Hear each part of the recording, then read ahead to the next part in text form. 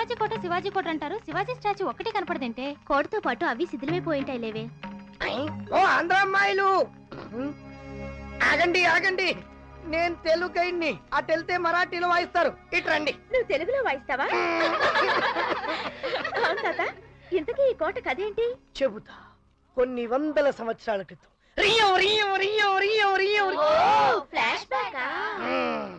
ఇక్కడ బహ్మనీ సుల్తాన్ అనే రాజు ఉండేవాడు. ఆ రాజుకో కొడుకుండేవాడు. ఆ కొడుకు పేరు యువరాజ్.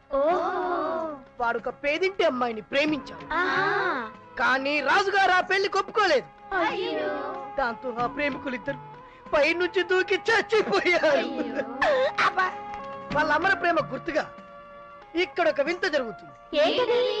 ఈ ఆర్చ్ దగ్గర నిలబడి ప్రియురాలు సలీమని పిలిస్తే అక్కడి నుండి అనారని వినబడుతుంది.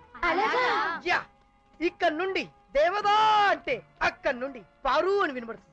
ఇక్కడ నుండి ప్రియా అని పిలిస్తే అక్కడి నుండి ప్రియా అని వినబడుతుంది.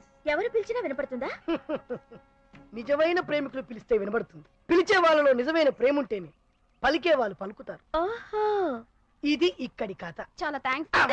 పదండి వెళ్దాం. పదండే వెళ్దామని చేతులు ఊపుకుంటూ వెళ్తే మీ వెనక వచ్చే వాళ్ళకు నేను ఈ కథ చెప్పాలి. ఈ కథ నేను చెప్పాలంటే నేను బ్రతుకుండాలి.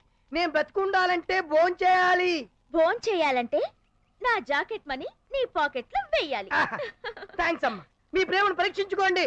ఆ సుబ్బారావు నీ కోసం ట్రై చేస్తున్నాడు కదే, అతన్ని చూడగానే నీ పైట కూడా సారిపోతుంది. నువ్వు ఒకసారి ట్రై చేయవే. ట్రై చేయాలి. Okay okay okay. సుబ్బారావు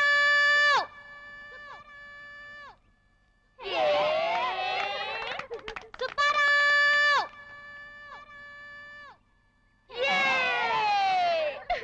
నిన్న సుబ్బారావు నిజంగా లవ్ చేయట్లేదు అనుకుంటానే. చెప్తా చెప్తా, ఆ సుబ్బిగడితో లంగా ఉతికిస్తా. ఏ రాణి, నీ డ్రీమ్ బాయ్ ని పిలు, రిప్లై వస్తుందేమో చూద్దాం.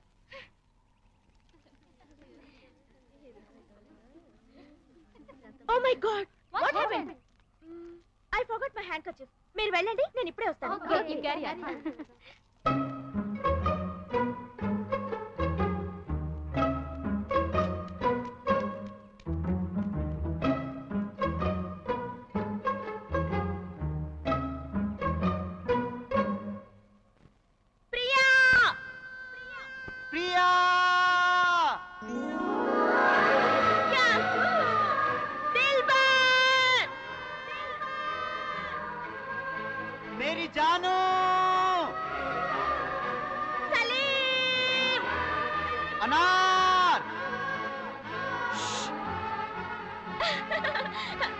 ఏంటి మాతో ఖర్చుఫాని అబద్ధం చెప్పి నీ లవ్ టెస్ట్ చేసుకుంటున్నావా?